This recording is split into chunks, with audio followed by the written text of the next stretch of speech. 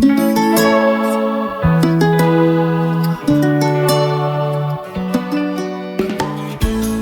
mi gente. My name is Maria Lopez Twina. I'm the author of the bilingual children's chapter book and animated family series, MariVi the Master Navigator, and the creator of this new podcast, Navigating Dos Mares, or Navigating Two Seas. MariVi the Master Navigator was created for all immigrant families, but especially for children who are growing up with two cultures and two languages, navigating life for themselves and their foreign-born relatives. This podcast was created to help us older kids, or the adult children of immigrants, better understand our childhood experiences and the impact that they've had on our lives. In this episode, we'll hear our guest share their story about growing up bilingually and biculturally, and how their childhood experiences became their superpower. Thanks for joining our community. Bienvenidos. In this episode, we'll be speaking to Lupe de los Santos, a Latino marketing entrepreneur who has been in the Latino space for at least 3 decades, and a good friend of the podcast. Lupe, welcome. Thank you, Wendy. Thank you for having me. I'm excited to be on this show. So go ahead. Get started. Good. Thank you. Lupe, tell us about your background. What generation are you? What your upbringing was like? What was your neighborhood like? Your household? Tell us about that. Oh my gosh. So it's really interesting from my paternal to my maternal side. So both never immigrated to this country. I was born and raised in South Texas. My entire family's always been from South Texas, from that part of the world. And we, at one point it was Mexico, and, in the late 1800s, and at one point, from one day, we were Mexican, and then the border moved on us. And so it's kind of hard to say what generation we are per se. I think if you were to look at it that way, we're, on one side of my family, I'm a third generation, the other side, maybe fifth, sixth generation, because they've been there forever. It's just, it's actually very, very different and very unique in the sense that growing up, we started in a small, literally it wasn't even a town. It was I remember it was a little, I want to say maybe like a village. It was called Campo Alto.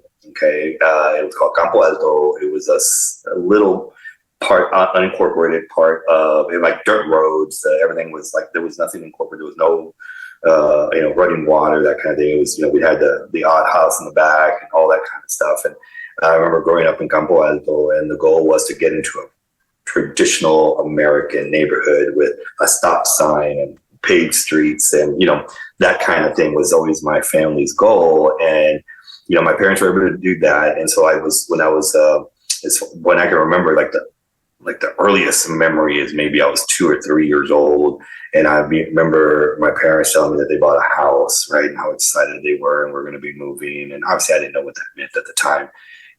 But what was cool is that down in South Texas, where I grew up, 95% of the people down there are Latino. Okay. And so I was always surrounded by Latinos, and Latinos were everything. Latinos were the sheriff. Latinos were, the judges. Latinos were, a lot of the things. So everybody, it was normal. But what was interesting is when I was born, they just only spoke to me in English, my parents. Okay. And I never understood why. But that's my first language. So English is my first language. It wasn't until I got a little older when I figured out why. And it was because they told me the story that because Spanish was their first language, because that's what my grandparents spoke to them and their grandparents before them. And so what happened was when they went to school, started, organized education, they would get punished in class if they spoke Spanish. And I mean, and back then, you get hit in the ruler on the hand, whatever. It was that kind of punishment. And so my parents made, they told themselves that they didn't want me to go through that. And so they wanted to make sure I could speak English from the very beginning. And so English is my first language. And so that was all I really spoke. Very little Spanish, to be honest, throughout my childhood. So it wasn't until I got into like third grade, I want to say, elementary school when I was old enough that my mom, she was a stay-at-home mom. My dad would work. He sold insurance for a living. And he did well. Like that's why he was able to move out of the house. And it was a very traditional male-female role. My dad worked. He literally came home and gave the whole check to my mom. And then my mom handled it from there. She took care of all the bills. My dad didn't worry about any of that stuff. He just made sure he got up in time, went to work, and came back and brought the money. Like really traditional, right? Old school. My dad was hustling, trying to, selling insurance.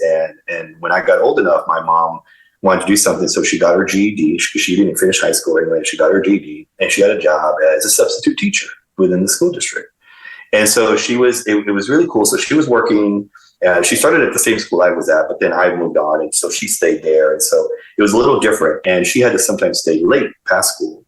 And the only person that could take care of me, this is around fourth grade, was my grandma.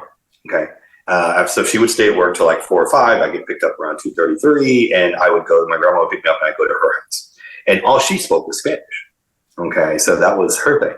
And so obviously that was hard for me because I really couldn't speak the language. And this is where I want to say this is where my career in Latino marketing started, was in fourth grade, because I sat down with my grandma.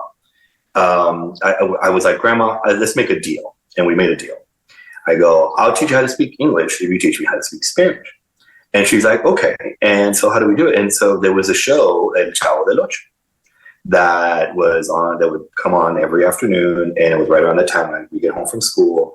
And that's what we would watch. And so we'd watch, and she would tell me, she'd come explain to me, I'd tell her what that is in English and what have you.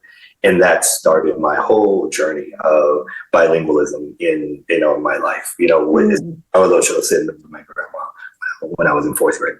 Wow. Okay. We've heard amazing stories. This one, I think, tops the cake in terms of the diversity within the background so early, the fact that your parents spoke English to you. So did they speak with accents, or did they speak? No. Well, by that time, because they were being punished, because they started getting punished early on in school. Like, so they were still elementary. So by the time they met and they were in high school, their English was great. And again, they were remember, they were migrant workers. They have the language mastered. What is your house growing up culturally? What's your house and your grandmother's house? Is it a typical Latino? What is that like? So different. So it was totally drastic, two extremes with my family, my parents and my grandma. And it was, and true to tradition, like I had some uncles that, married late, or they were married and divorced, and so they would always go home. So I had a bunch of uncles that would be there with my grandmas, and I would learn a bunch of stuff just hanging out with my uncles while my dad was at work. So the roles in the home, you mentioned that they were very traditional. Did you play the role of navigator? Probably not for your parents, but maybe for la abuelita? A lot for grandma. Yeah, a lot for grandma, and then also my uncles. My uncles were very old school. So I found myself, so going back to the two households, right? I had my family and parents, the three of us, that we had. It was very, very American, very traditional. It was great. Like one of my favorite memories as a little kid is my mom would pick me up from school, and she would like to go to the mall, to the shopping mall. And I remember getting in the car, and she would love to turn on the radio to listen to music, like the latest pop music that was going on. And we would sing to the songs and what have you. And it was very that, but it was American music. It wasn't American Spanish. Music, yeah. Mm-hmm. It was American pop. And that was that.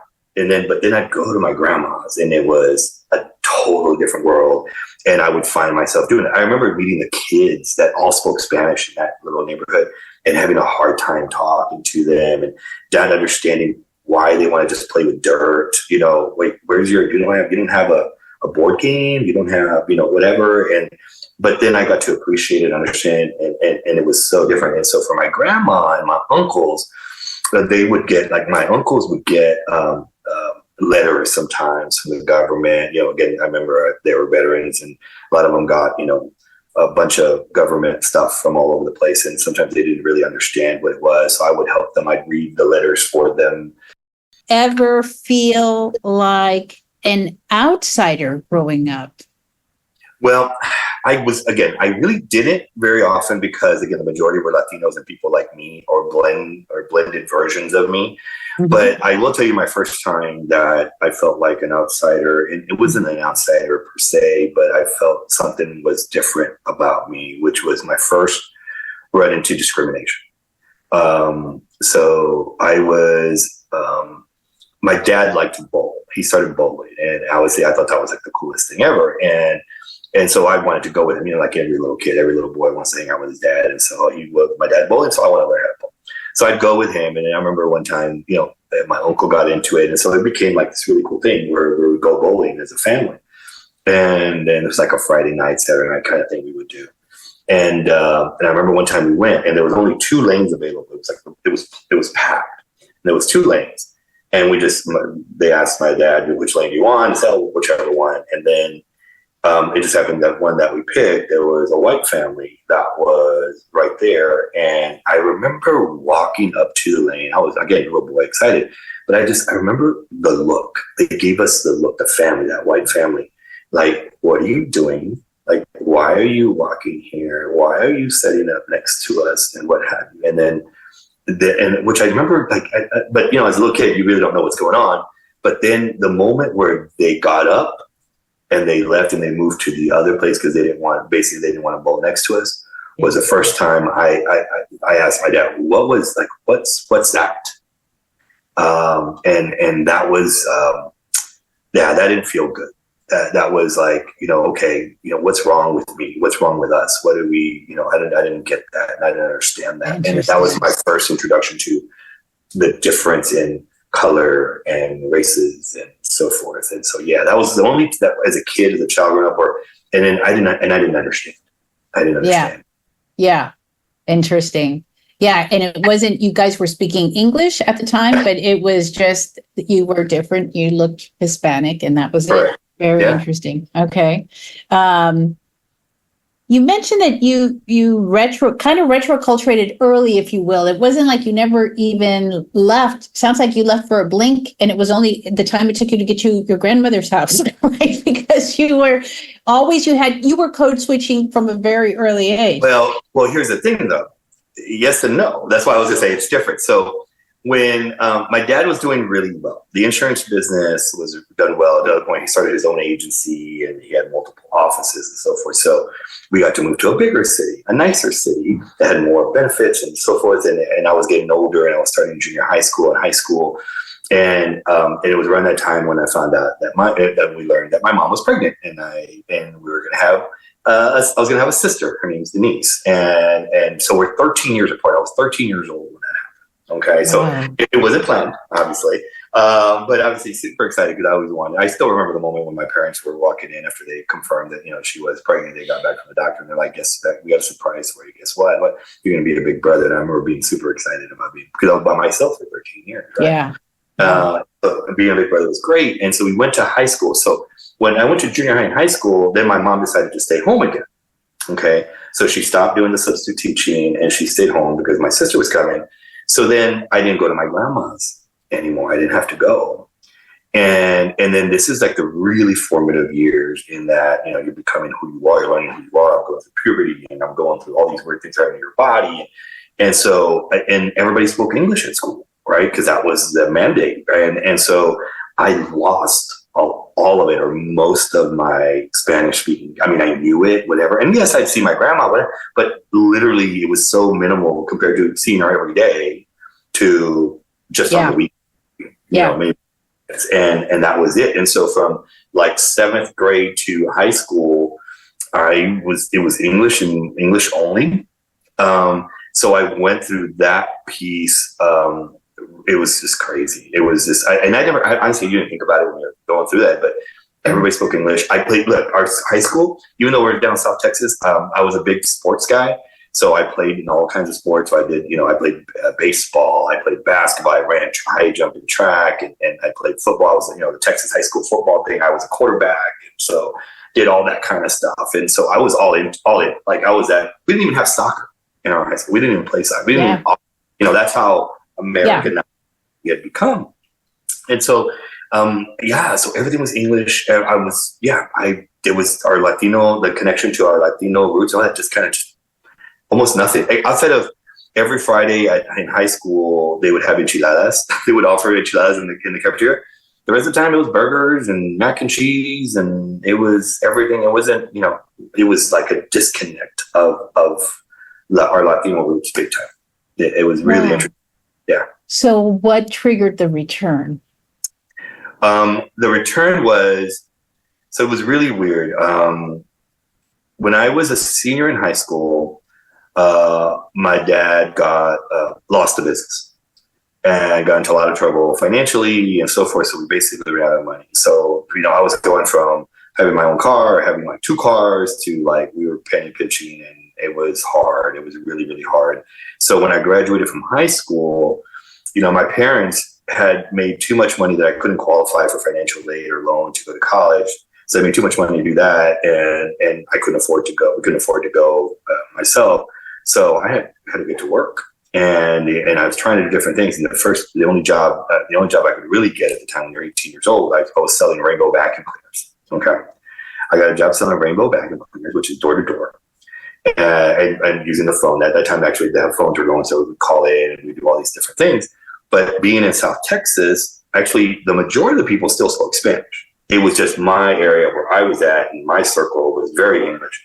And so if I wanted to sell anything and I wanted to make any money, I had to learn. Like, I didn't know how to say dust. I remember that because dust is the big thing. Dust was in everything. I don't even know how to say dust in Spanish. Is it polvo? What? Polvo. Okay. So I had to relearn my Spanish. And it started with reading the manual, the Rainbow Selling Manual, the book on how you do the sales presentation, and having to translate it. And then every time I would go to a Spanish-only speaking home and I'd have to do my presentation, they would teach me a word because they would see me struggling a little bit sometimes saying, they're like, oh, usa esta palabra. And they actually, because I would try really hard and they would appreciate it, whatever. And I did really, really well.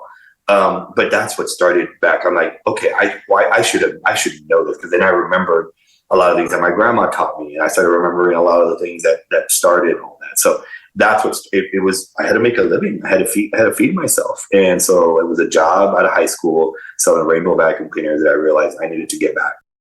How did you turn your childhood cultural challenges into your superpower today in adulthood? Yeah, I mean, I mentioned 3 decades. It's like, wow, doing this. It's fed my family. It's put a roof over my head. I've been able to live a really amazing life, travel all over the world and so forth, because of my understanding of my duality, right? And being able, I become, it's really interesting. One of my superpowers, one of my biggest superpowers, is being able to understand the languages spoken in English in corporate America and the languages in Spanish spoken in the barrios, and being able to translate that. Okay, and I'll give you a perfect example. I was at one point, I was working for Heineken Beer. Okay, so I was working for those folks. And I remember I was at a national sales conference. And one of the big brand directors was up there talking about, their Latino marketing campaigns and initiatives and so forth. And they were going, we need an audio sensorial platform mechanism that'll trigger this type of response from audiences. And I'm sitting down with the sales guys that work in East LA and work in, in the all over, in Miami, what have you. And I was sitting because obviously they're friends of mine. And I've been doing Latino marketing. And they would hit me with the elbow and they were like, Lupe, what are they talking about, man? And I'm like, okay, get some mariachis at your events. That's what he's talking. That's it. I go, that's it. And they're like, oh, we can do that. I said, exactly. And that's it. And so, and vice versa, like they would come in and they realized the Heineken guys that carne asadas were like the big thing, and we could sell a lot more product if we would just promote carne asadas, that were the product for carne asadas. And they didn't know how to tell the brand directors, the brand people that. And so I put together this really fancy presentation about, whatever with the data. And then I go and I tell them that, even though all they wanted to know is do more carne asadas. Like they want to have barbecues in front of grocery stores and carnicerias and all that kind of stuff. But they didn't know how to tell the guys up in corporate how that works. And so I put it together in their language and showed them the profitability angle, all these numbers. And they're like, okay, let's do it, And so that's how understanding both from a very senior level America and corporate America language and how they speak and what what triggers them, all the way down to the value guys, feet on the street in our communities that, they know what gets done and what works. And that's what I've been doing most of my career. But then over the years, I've been able to do even more, right? So when I travel, when I get to see what other people do and how they interpret it, again, but everybody's still with the same basic needs of love and family and food and just belonging, right? And being able to have that level of empathy to have the patience and empathy to just listen and then realize, oh, you're just saying that, and I got lucky. And that's why it became my superpower, because I was born at the right place at the right time around the right people that to this day, like, I have conversations and I'm like, oh, that's just this. And they're like, what? And it's really cool. That's really cool. So, ultimately you are the master interpreter, the master translator, because you're translating the cultural and the nuances. That's why I relate so much to MariVi. That's why I relate to her so much. It's like, I did my version of that. I definitely did my version of that. And it's helped me tremendously. Super interesting. Wow. Super powerful. Well, I want to end with any advice. What advice would you give someone who maybe hasn't retroculturated, hasn't embraced and loved their integrated selves, still feel, maybe like an imposter, what words of wisdom would you share? Because you've had a very interesting journey. I'm going to use some cliche stuff because it's so true. Authenticity, passion, and unapologetic. Being unapologetic of who you are, where you come from, and who you want to be. Whatever your heart tells you to do and where you need to go, what feels right, just do it. Don't listen to the noise out there, because there's a lot of it and there's going to be a lot of it. And so don't listen to it. Don't listen to it. Wow. Great interview. Thank you, Lupe. Really appreciate your insights and your life experience as well. For those listeners who want to follow Lupe de los Santos can be found on LinkedIn. Thanks for listening, and please join us on our next episode of Navigating Dos Mares. And don't forget to subscribe to our YouTube channel at We Are MariVi, or check out our books on our website, wearemarivi.com.